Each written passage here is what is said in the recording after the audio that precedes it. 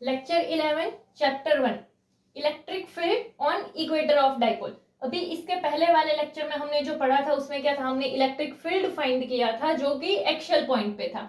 अभी हमको electric field find करना है बट इक्वेटर वाले पॉइंट के लिए, यानी कि जैसे देखो यहाँ पर ये हमारा एक डाइपोल है, ये डाइपोल का डिस्टेंस। अभी यहाँ पर कि अगर हम ये वाली लाइन जो है डाइपोल की, उसके किसी भी पॉइंट के लिए अगर इलेक्ट्रिक फील्ड फाइंड करते हैं तो उसको क्या बोलते हैं हम, ऑन एक्सिस। फिर अगर हम ये डाइपोल का यहाँ पर जैसे सेंटर ऑफ डाइपोल हो एंड यहाँ से कि ये वाली लाइन पे अगर हम कहीं पर फाइंड करते हैं इलेक्ट्रिक फील्ड तो उसको हम क्या बोलते हैं, ऑन इक्वेटर। चलो तो अभी अगर हमें इक्वेटर वाला पॉइंट यानी कि डाइपोल है, डाइपोल में यहाँ किसी पॉइंट के लिए इलेक्ट्रिक फील्ड फाइंड करना है, तो यहाँ पर जैसे ये है हमारे पास एक डाइपोल जिसका प्लस क्यू चार्ज यहाँ पर है एंड माइनस क्यू वाला चार्ज यहाँ पर है, एंड डाइपोल का सेंटर जिसको हम क्या बोलते हैं, सेंटर ऑफ डाइपोल, यहाँ उसको ओ से लिखा है। एंड यहाँ पर ये जो है कि दोनों चार्जेस के बीच का डिस्टेंस हमारा 2a था, एंड सेंटर ऑफ डाइपोल से अगर हम देखें तो ये O वाला एंड ये O वाला, ऐसे टोटल 2a वाला डिस्टेंस हुआ। अभी यहाँ से सपोज ये जो P वाला पॉइंट है वहां पे हमें इलेक्ट्रिक फील्ड फाइंड करना है, तो इलेक्ट्रिक फील्ड फाइंड करने के लिए ये प्लस क्यू वाले चार्ज का इलेक्ट्रिक फील्ड वहां पे होगा। सेम वे माइनस क्यू वाला जो चार्ज है उसका भी इलेक्ट्रिक फील्ड हमें इस पॉइंट पे देखने को मिलेगा। तो उसके लिए अभी अगर हमें फील्ड फाइंड करना है तो फील्ड फाइंड करने के लिए पहले तो हमें इस पॉइंट का डिस्टेंस फाइंड करना पड़ेगा। डिस्टेंस यानी चार्ज से इस पॉइंट का डिस्टेंस कितना है। अभी हम लोगों ने अगले वाले लेक्चर में सीखा था कि कोई भी डिस्टेंस होता है वो हम सेंटर ऑफ डाइपोल से मेजर करने वाले हैं, तो ये सेंटर ऑफ डाइपोल है, तो यहाँ से ये पॉइंट का डिस्टेंस सपोज हमारा क्या हो, आर हो। तो अभी हमको तो ये प्लस क्यू वाले चार्ज से इसका डिस्टेंस फाइंड करना है एंड माइनस क्यू वाले चार्ज से डिस्टेंस, तो वो ऐसे आएगा पी वाला। चलो तो प्लस क्यू से पी का ऐसे एंड माइनस क्यू से पी का ऐसे, तो ये डिस्टेंस फाइंड करना पड़ेगा। अभी अगर हमें वो डिस्टेंस फाइंड करना हो तो अगर हम इसको देखें तो यहाँ पर ए है, यहाँ पे आर है, यहाँ पे सपोज हमारा 90 डिग्री वाला एंगल हो तो ये हमारा राइट एंगल ट्राइंगल बन सकता है। तो राइट एंगल ट्राइंगल के हिसाब से ये दोनों का तो वैल्यू है, तो इसका मिल सकता है कि हम पाइथागोरस थ्योरम यूज कर दें। तो पाइथागोरस थ्योरम यूज करने के लिए क्या कि ये 90 डिग्री का सामने वाला ये हमारा क्या होगा, हाइपोटेनियस होगा। तो पाइथागोरस के अकॉर्डिंग क्या है कि अगर ये फाइंड करना है तो ये दोनों जो साइड है हमारी साइड 1 एंड साइड 2 उन दोनों का स्क्वायर करके उसका क्या प्लस करेंगे। अभी सपोज कि प्लस क्यू वाला चार्ज है वहां से पी के डिस्टेंस को हम आर प्लस बोल दे, माइनस क्यू वाला जो चार्ज है वहां से पी तक के डिस्टेंस को हम आर माइनस बोल दे, एंड ये दोनों का जो डिस्टेंस होगा वो इक्वल होगा क्योंकि ये आर एंड ए ये एंड ये दोनों में इक्वल ही है, तो इसीलिए ये दोनों का जो डिस्टेंस आएगा वो भी इक्वल ही होगा। क्योंकि यहाँ पर जैसे ये वाला ट्राइंगल लेते हैं यहाँ पर भी ये वाला ट्राइंगल लेंगे तो दोनों में वैल्यू तो सेम है ए एंड आर के हिसाब से, तो फिर ये दोनों का वैल्यू सेम आएगा। तो हम ऐसा भी बोल सकते हैं कि जो r प्लस होगा एंड जो r माइनस है दोनों का वैल्यू एक दूसरे से इक्वल होगा। चलो तो ये अगर वैल्यू फाइंड करें तो पाइथागोरस थ्योरम के अकॉर्डिंग क्या हो जाएगा, side 1 square plus side 2 square. तो चलो तो ये लेते हैं तो r स्क्वायर प्लस में क्या आ जाएगा a स्क्वायर, एंड ये हमारा सपोज r प्लस है तो ये क्या हो जाएगा r plus square equals to ऐसा आएगा, तो यहाँ पर क्या आ जाएगा हमारा r square plus a square. But हमें तो r plus and r minus चाहिए, यहाँ पर हमें क्या मिल रहा है r प्लस स्क्वायर मिल रहा है, तो हमें इसका स्क्वायर रूट निकालना पड़ेगा, तब हमें r प्लस लाइक ये स्क्वायर है इसको हटाने के लिए स्क्वायर रूट लगाएंगे, तो इसीलिए हमें क्या स्क्वायर रूट के अंदर ये ऐसे r square plus a square मिलेगा।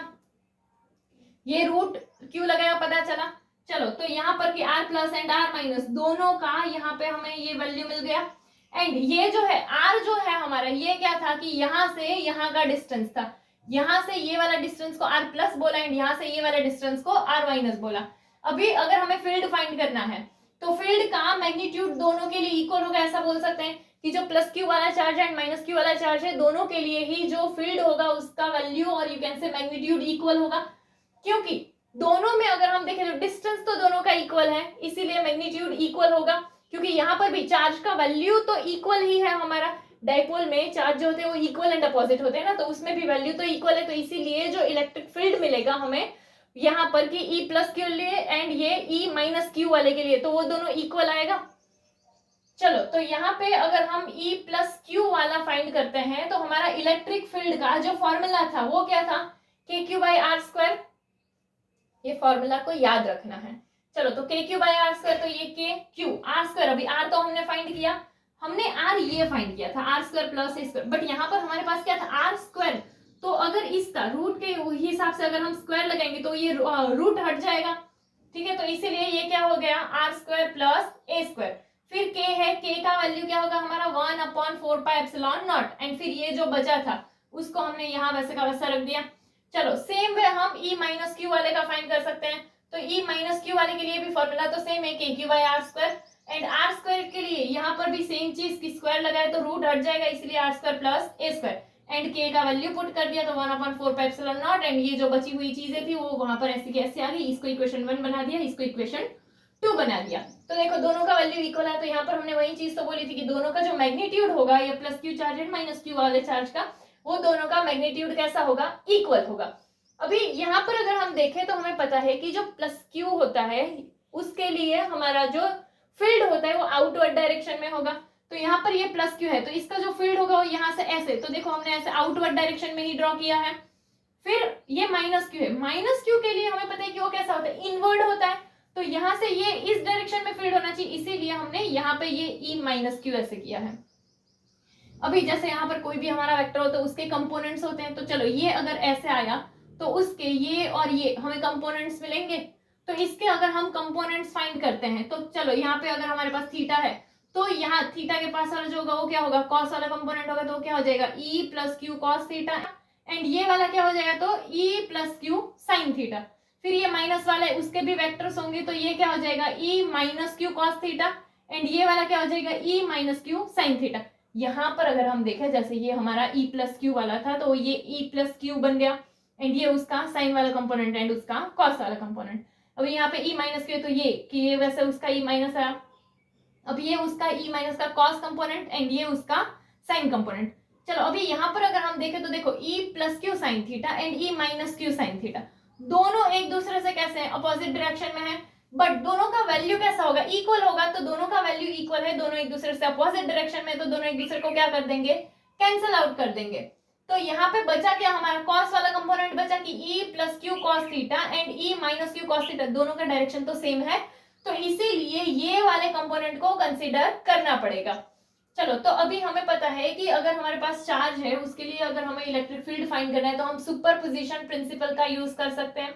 सुपरपोजिशन प्रिंसिपल के हिसाब से क्या था कि इसका फील्ड एंड इसका फील्ड दोनों को ऐड करेंगे, तो यहाँ पे इसीलिए हमने क्या कर दिया, ये E plus Q cos theta and E minus q cos theta, क्योंकि ये साइन वाला तो कैंसिल आउट हो रहा है तो सिर्फ इसी को कंसिडर करना है। एंड यहाँ पे कि ये हमारा वेक्टर है इसलिए क्या यूनिट वेक्टर है, यूनिट वेक्टर इसका क्या है पी कैप।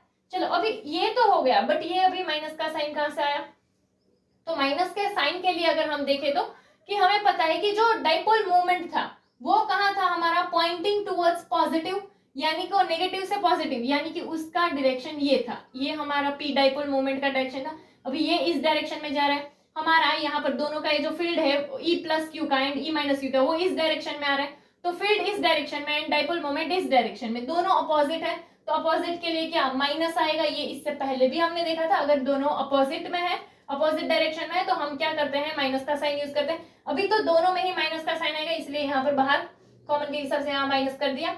अभी हमें पता है कि E plus Q and E minus Q दोनों का वैल्यू कैसा है, इक्वल है। तो सपोज हाँ यहाँ पर हमारे ई माइनस क्यू है, वहां पर भी हम ई प्लस क्यू सोचे तो ये दोनों सेम है, तो ये 1 एंड ये 1, तो दोनों का क्या हो जाएगा 2। अभी तो यहाँ पर हमने क्या कर दिया, E plus Q cos theta and P cap का पी कैप। अगर किसी को यहाँ पे माइनस करना है तो वो भी लिख सकते हो कि e minus q cos theta p cap, क्योंकि वैल्यू दोनों का सेम ही है। एंड यहाँ पर कि ई प्लस क्यू जो है तो उसका यहाँ पर हम इस इक्वेशन 1 से वैल्यू पुट कर सकते हैं। चलो तो यहाँ से उसका हम वैल्यू पुट कर देते हैं, तुम ये वाला वैल्यू भी पुट कर सकते हो, ये वाला भी पुट कर सकते हो, ठीक है, मैंने ये वाला किया है। अभी फिर यहाँ पर ये क्या आ गया हमारा cos theta and P cap का पी कैप, ये हमारा सपोज क्या हो गया इक्वेशन 3।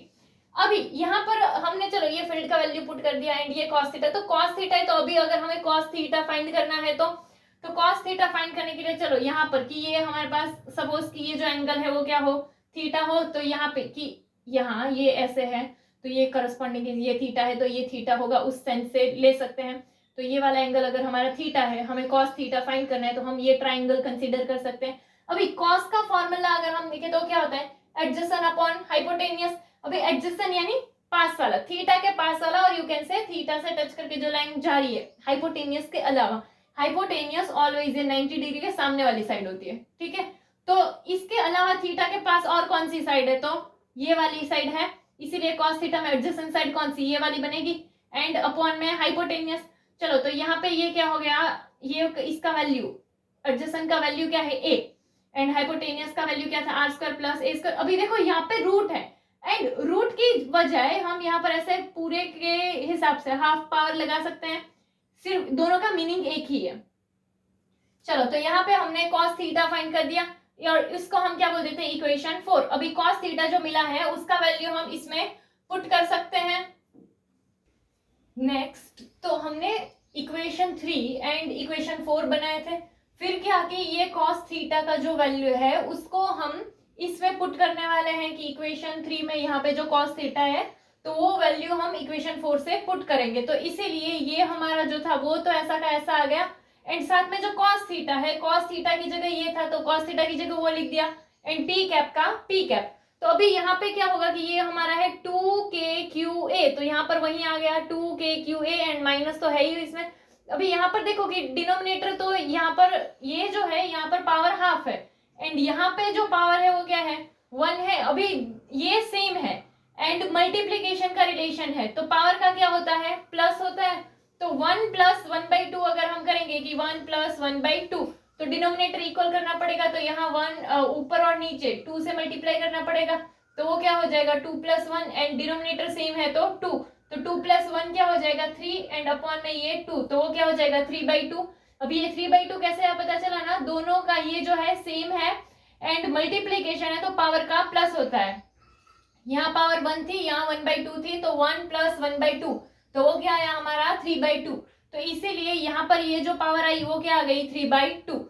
यहाँ से यहाँ तक के लिए क्लियर हो। अभी सपोज कि हमारा जो r वाला डिस्टेंस है वो बहुत ही बड़ा हो कंपेयर टू a, हमने डायग्राम में भी देखा था कि a बहुत छोटा था कंपेयर टू r, तो हम क्या कर सकते हैं कि a के वैल्यू को इग्नोर कर सकते हैं, यानी कि यहाँ पर a² जो है इसको हम पूरा इग्नोर कर सकते हैं। तो यहाँ पर जो बचेगा, चलो a तो अभी चला गया, तो बचा क्या r², एंड उसकी पावर में क्या आ जाएगा 3/2, फिर ये 2 कट हो जाएगा तो बचा क्या r³, तो इसीलिए यहाँ पर ये हमारा r³ आ जाएगा डिनोमिनेटर में। अभी हमें पता है कि यहाँ पर हमारे पास 2 है, q है, a है, तो हमारा इसका एक फॉर्मूला था 2aq = p, एंड ये अगर वेक्टर के फॉर्म में तो ये यूनिट वेक्टर भी आ जाएगा। तो यहाँ पे इसीलिए ये p के लिए हमारा क्या आ गया, ये आ गया, तो हम ये जो है ये पूरा इसकी जगह पर p डाल सकते हैं, तो ये 2qa एंड p कैप, इसकी जगह पर हमने ये p डाल दिया, एंड यहाँ पर बचा था क्या हमारा k, एंड अपॉन में r³, तो ये हमें फील्ड मिल गया, एंड k का वैल्यू भी हमें पता है, k का वैल्यू पुट करना हो तो हम k का वैल्यू भी पुट कर सकते हैं, वो क्या है 1/4πε0। तो यहाँ पे k का वैल्यू पुट करेंगे तो क्या हो गया 1/4πε0, एंड ये p का p एंड r³, तो ये फॉर्मूला हमारा ऐसा बन जाएगा। बट मेनली याद जो करना है वो ये वाला फॉर्मूला करना है, क्योंकि हमें k का वैल्यू तो पता है, तो k में वो वैल्यू तो पुट कर ही दोगे, तो इसीलिए यहाँ पर जो हमारा फॉर्मूला है वो याद क्या करना है -kp/r³। अभी हम लोगों ने जो है ये इक्वेटर वाले पॉइंट के लिए फाइंड किया था। अभी इससे पहले वाले लेक्चर में हमने एक्सिस वाले पॉइंट के लिए इलेक्ट्रिक फील्ड फाइंड किया था, तो एक्सिस वाले के लिए जो हमारा फील्ड था उसका फॉर्मूला क्या आया था 2kp/r³ आया था। k का फॉर्मूला पुट करेंगे तो वो ऐसा बन जाएगा कि 1/4πε0, एंड ये 2p बचेगा, वो 2p एंड r³ का r³। तो एक्सिस वाले के लिए हमारा ये फॉर्मूला होगा, एंड इक्वेटोरियल पॉइंट के लिए अगर हमें फाइंड करना है तो वो हमने यहाँ पे फाइंड किया, वो क्या था -kp/r³। तो उधर भी k का वैल्यू अगर पुट करेंगे तो क्या हो जाएगा 1/4πε0, p का p एंड r³। तो ये हमारा कौन सा इक्वेटोरियल पॉइंट के लिए आया, एंड ये कौन सा है एक्सिस वाले पॉइंट के लिए आया। तो दोनों के फॉर्मूला को हम कंपेयर कर सकते हैं। इसके अलावा हमने जो इलेक्ट्रिक फील्ड का फॉर्मूला, कोई भी पॉइंट चार्ज के लिए अगर हम इलेक्ट्रिक फील्ड देखें तो उसका जो फॉर्मूला था हमारा वो क्या था kq/r² था, यानी कि यहाँ हम क्या बोल रहे थे कि जो हमारा फील्ड है वो किसके r² के इनवर्सली प्रोपोर्शनल था, यानी कि फील्ड में r² के हिसाब से वेरिएशन आ रहा था। बट डाइपोल के लिए अगर हम देखेंगे तो डाइपोल के लिए जो हमारा इलेक्ट्रिक फील्ड है उसमें कैसे वेरिएशन आएगा, वो r³ के इनवर्सली प्रोपोर्शनल होगा, ऐसा बोल सकते हैं, क्योंकि यहाँ पर एक्सिस वाले पॉइंट में अगर हम देखें तो क्या है r³ के हिसाब से, एंड इक्वेटोरियल पॉइंट जो है वहां पर भी अगर हम देखें तो r³ के हिसाब से ही है। तो इसीलिए डाइपोल के लिए अगर हम देखें तो हमारा डाइपोल के लिए जो इलेक्ट्रिक फील्ड है उसमें क्या r क्यूब के हिसाब से हमें वेरिएशन देखने को मिलेगा। ओके